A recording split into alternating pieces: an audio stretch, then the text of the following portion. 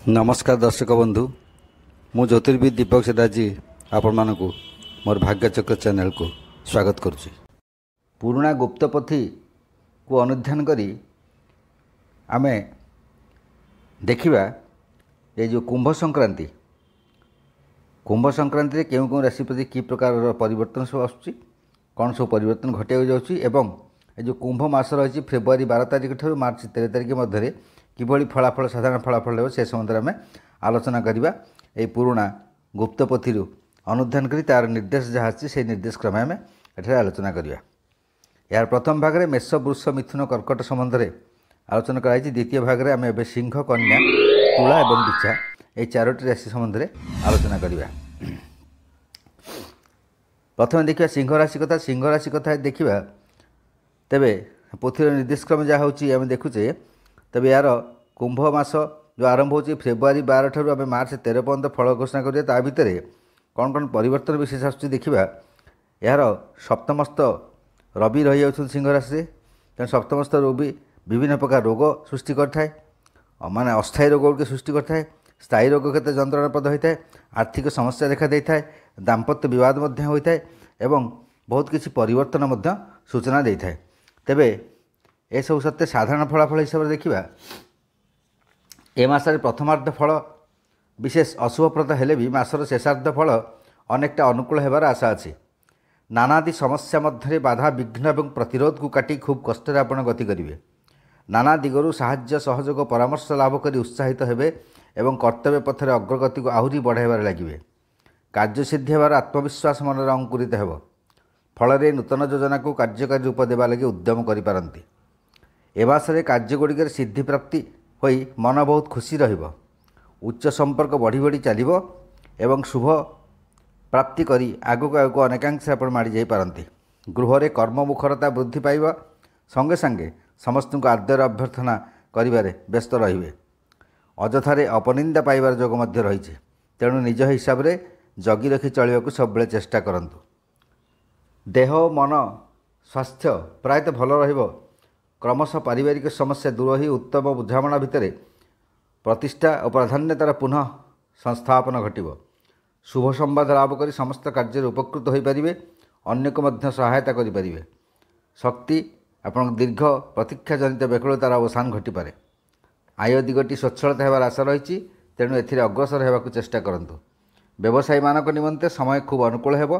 कारोबार अभिवृद्धि सांगक लाभांश बेस आखिदृष्टि हेबो।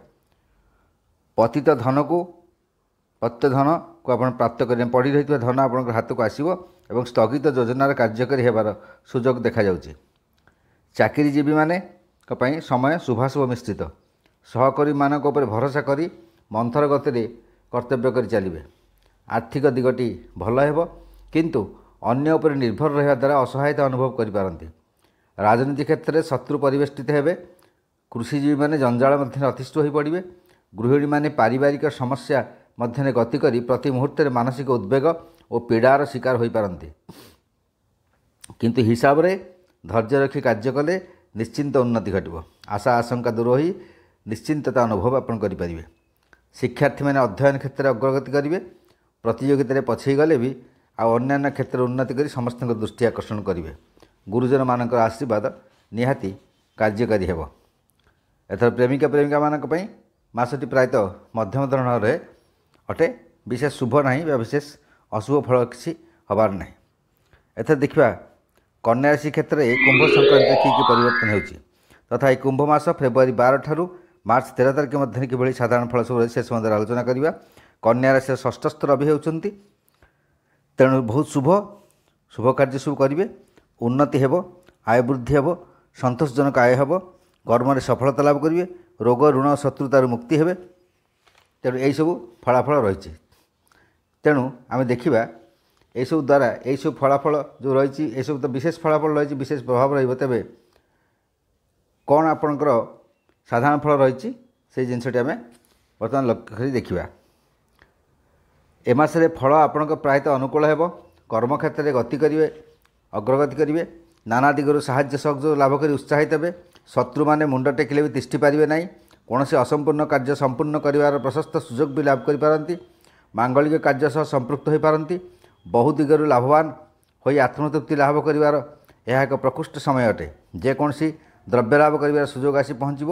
ମାନ ସମ୍ମାନ ପ୍ରତି ସତର୍କ ନ ରହିଲେ ଅଯଥାରେ ଅପମାନିତ ହୋଇପାରନ୍ତି। ସର୍ବଦା ଉଚ୍ଚାକାଂକ୍ଷା ରହିବା ଯୋଗୁଁ ସବୁ କ୍ଷେତ୍ରରେ ସଫଳତା ମିଳି ଚାଲିବ। ଭୋଗ ବିଳାସ ମଧ୍ୟରେ ରହିବାର ଇଚ୍ଛା ଦିନେ ନା ଦିନେ ସଫଳତା ହାସଲ କରିବେ। ଏତଦ୍ ଭିନ୍ନ ଅଶୁଭତ୍ୱ ମଧ୍ୟ ଦେଖା ଦେଇପାରେ। ଅଯଥାରେ ଶାରୀରିକ ପୀଡ଼ା ପହଞ୍ଚିବା ସହିତ ମନରୁ ବିଷଦ ଭାବ ଦୂର ହୋଇନପାରେ। କଳହ କ୍ଷେତ୍ରରୁ ଦୂରେଇ ରହି ସବୁବେଳେ ସତର୍କରେ ଚଳିବାକୁ ଚେଷ୍ଟା କରନ୍ତୁ। ସ୍ୱାସ୍ଥ୍ୟଗତ କ୍ଷେତ୍ରରେ କେତେକ ପୁରୁଣା ରୋଗର ବୃଦ୍ଧି ହୋଇପାରେ, ମାତ୍ର ଦୃଢ଼ ମନୋବଳ ଯୋଗୁଁ କର୍ତ୍ତବ୍ୟନିଷ୍ଠା ଆପଣଙ୍କୁ ଆପଣେଇ ନେବ। ପାରିବାରିକ ଜୀବନରେ ପରିବାର ସଦସ୍ୟଙ୍କର ଅସ୍ୱସ୍ତି ଓ କର୍ମପଥର ପ୍ରତିରୋଧ ହେତୁ ଆପଣଙ୍କ ଶୁଭ କାର୍ଯ୍ୟକୁ ଆକ୍ରାନ୍ତ କରି ବିଳମ୍ବିତ କରାଇପାରେ। ତଥାପି ତା ମଧ୍ୟରେ ନିର୍ମାଣାଧୀନ କାର୍ଯ୍ୟରେ ଅଗ୍ରଗତି କରିବେ ଓ ଗୃହକୁ ନୂତନ ଦ୍ରବ୍ୟ ଆହରଣ ସମ୍ଭବ ହେବ। ଦୂରଯାତ୍ରାର ଯୋଗ ରହିଛି, ତାହା ମଧ୍ୟ ଲାଭଜନକ ହେବ। ଆୟ ବୃଦ୍ଧି ପାଇବ। ପ୍ରାଚୁର୍ଯ୍ୟତା ମଧ୍ୟରେ ଗତି କରି ଚାଲିବେ। ଅନ୍ୟମାନଙ୍କୁ ସନ୍ଦେହ ଅପବ୍ୟୟ ସୁଖ ଶାନ୍ତି କ୍ଷେତ୍ରରେ ବାଧକ ହୋଇପାରେ। ବନ୍ଧୁ ସହଯୋଗ ଘେନି ଆଶୀର୍ବାଦ ମଣ୍ଡିତ ହେବେ। ପରୋପକାର ଓ ଦେବାର୍ଚ୍ଚନ ପ୍ରତି ରୁଚି ବଢ଼ିବ। ବ୍ୟବସାୟ କାରବାର ଭଲ ହେବ ଏବଂ ଲାଭ ମଧ୍ୟ ମିଳିବ। କିନ୍ତୁ ଶତ୍ରୁ ସାମାନ୍ୟ ହଇରାଣ ବଦଳରେ କ୍ଷୟକ୍ଷତିର ଶିକାର ହୋଇପାରନ୍ତି। ଚାକିରିଜୀବୀମାନଙ୍କ ପାଇଁ ମାସଟି ଭଲ ଅଟେ। କର୍ତ୍ତବ୍ୟନିଷ୍ଠା ହୋଇପାରିଲେ କ୍ଷମତା ଲାଭ କରି ନିଜର ବହୁବିଧ ଉନ୍ନତି କରିପାରିବେ। ରାଜନୀତିଜ୍ଞମାନେ ସମସ୍ୟା ବହୁତ ହୋଇ ସଙ୍କଟଜନକ ସ୍ଥିତି ଉପଜାଇବେ। କୃଷିଜୀବୀମାନେ କିଛିଟା ବ୍ୟସ୍ତତା ମଧ୍ୟରେ ଅର୍ଥ ସଂଗ୍ରହ ପାଇଁ ଅଧିକ ସମୟ ଦେବେ। ଗୃହିଣୀମାନେ ସୁଖେ ଦୁଃଖେ ଏ ମାସଟି ଅତିବାହିତ କରିବେ। ପାରିବାରିକ ଜଞ୍ଜାଳ ମଧ୍ୟରେ ଘରକୁ ଉପେକ୍ଷା କରି କୌଣସି ଆନୁଷ୍ଠାନିକ କର୍ମ ମଧ୍ୟରେ ନିଜକୁ ଜଡ଼ିତ କରି ସମାଲୋଚିତ ହୋଇପାରନ୍ତି। ବନ୍ଧୁ ହେତୁକ ଅପନିନ୍ଦାର ଆଶଙ୍କା ରହିଛି। ମନ ଟାଣ କରି ଏସବୁକୁ ଅତିକ୍ରମ କରିପାରିବେ। କର୍ମଜୀବୀ ଯେଉଁ ମହିଳାମାନେ ଅଛନ୍ତି ସେମାନେ ସଂଯମତା ରକ୍ଷା ନ କଲେ ଚାକିରି କ୍ଷେତ୍ରରେ ଅପଦସ୍ଥ ହେବେ। ଶିକ୍ଷାର୍ଥୀମାନେ ଅଧ୍ୟୟନରେ ହେଳା କରି ଖେଳ କସରତ ଏସବୁ ଦିଗରେ ବ୍ୟସ୍ତ ରହିବେ। ଖେଳକୁଦରେ ସତର୍କ ନହେଲେ ବାଦ ବିବାଦର ଆଶଙ୍କା ଦେଖାଦେବ।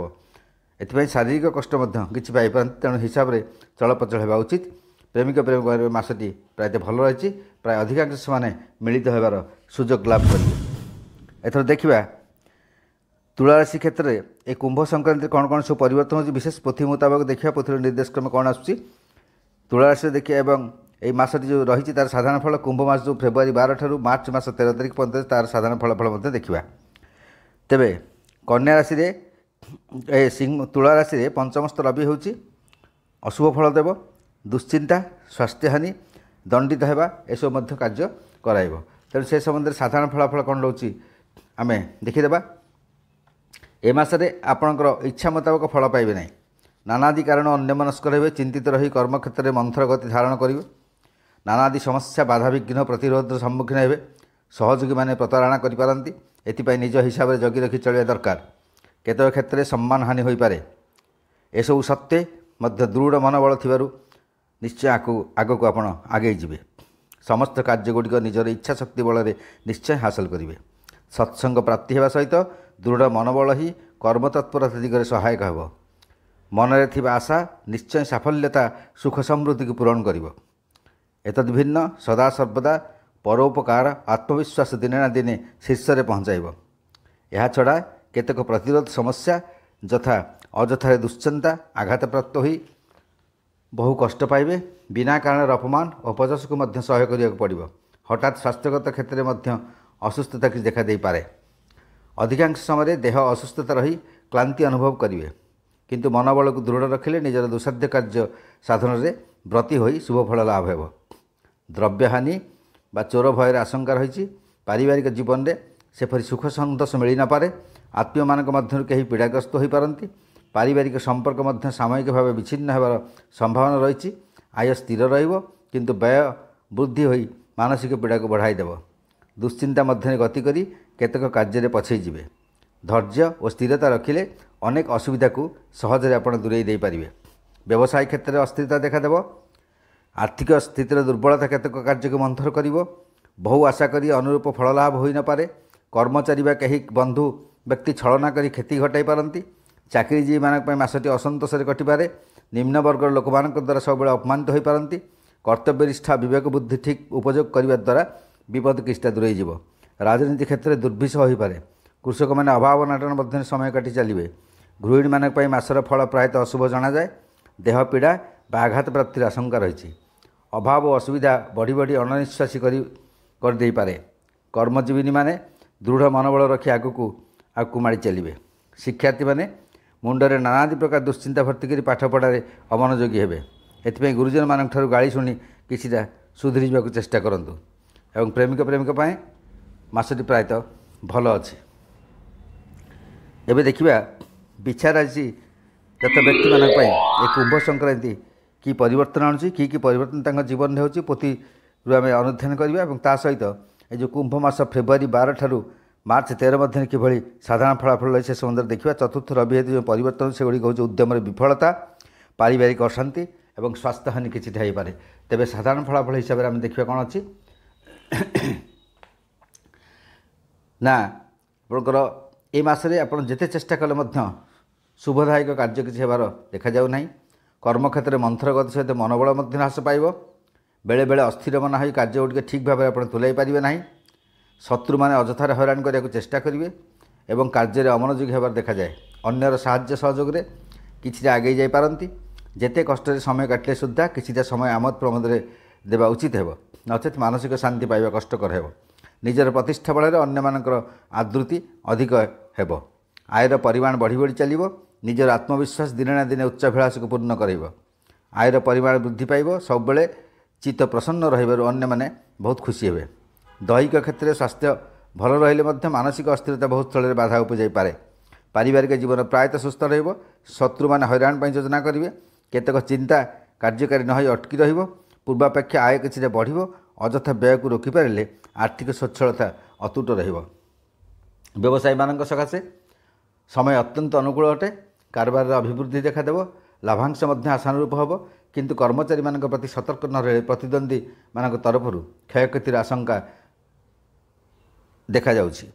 ଚାକିରିଜୀବୀ ମାନେ ଉପରିସ୍ଥ ମାନଙ୍କର କୃପାଦୃଷ୍ଟି ଲାଭ କରିବେ ଏବଂ ନିଜର ପରିସରକୁ ସୀମିତ କରି ନିଜ କର୍ତ୍ତବ୍ୟ ପ୍ରତି ଏକନିଷ୍ଠ ହେବା ଫଳରେ ଉଚିତ ପ୍ରାପ୍ୟ ପାଇପାରିବେ। ଦୂରଗ୍ରସ୍ତ ଫଳରେ ଲାଭବାନ ହେବେ। ରାଜନୀତି ପରିସର କିଛିଟା ସନ୍ତୋଷଜନକ ହେବ, ଯଦିଚ ତହିଁରେ ଉଚ୍ଚାଶା ପୂରଣ ବିଳମ୍ବିତ ହୋଇପାରେ। କୃଷକମାନେ ସୁଖେ ଦୁଃଖେ ଦିନ କାଟି ଚଳିବେ ଏବଂ ପରିବେଶ ପରିସ୍ଥିତିକୁ ସୁଧାରି ନେବେ। ଗୃହିଣୀମାନେ ମନରେ ଅଫସୋସ ରଖି ଦିନ କାଟିବେ। ଆଶା ପୂରଣ ହେବା କାଠିକର ହୋଇପାରେ। ପ୍ରାଧାନ୍ୟତା ମଧ୍ୟ ହ୍ରାସ ପାଇପାରେ। ନାନାଦି କ୍ଷେତ୍ରରେ ବିଳମ୍ବ ଯୋଗ ଘଟିବାରୁ ମନ ଉଣା କରିପାରନ୍ତି। କର୍ମଜୀବୀମାନେ ଆଶାବାଦୀ ହୋଇ ସମୟ ବିତାଇବେ, ମାତ୍ର ମନୋକାମନା ପୂରଣ ହେବାର ଆଶା କମ୍। ଶିକ୍ଷାର୍ଥୀମାନେ ଶିକ୍ଷା କ୍ଷେତ୍ରରେ ଆଗ୍ରହ ନ ରଖି ସଦାସର୍ବଦା ବାହାର କାର୍ଯ୍ୟଗୁଡ଼ିକର ଆଗ୍ରହ ବଢ଼ିବ ଏବଂ ସ୍ୱ କାର୍ଯ୍ୟରେ ମଧ୍ୟ ଅବହେଳା ପ୍ରଦର୍ଶନ କରିବେ। ମାତ୍ର ପ୍ରତିଯୋଗିତା କ୍ଷେତ୍ରରେ ସମସ୍ତଙ୍କର ଆକର୍ଷଣୀୟ ହୋଇପାରନ୍ତି। ପ୍ରେମିକମାନଙ୍କ ପାଇଁ ମାସଟି ମଧ୍ୟମ ଧରଣର ହେବେ। ମଧ୍ୟେ ଦେଖା ହୋଇପାରେ ଏବଂ କିଛିଟା ତିକ୍ତତା ମଧ୍ୟ ତାଙ୍କ ମଧ୍ୟରେ ଦେଖା ଦେଇପାରେ। ନମସ୍କାର।